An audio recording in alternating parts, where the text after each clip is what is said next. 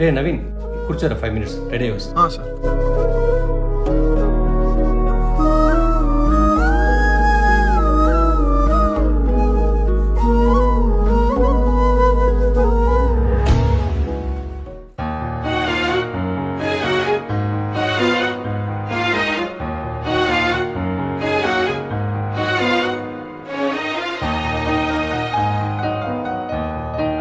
Sir ఏరా ఆరోగ్యం బాగుందా?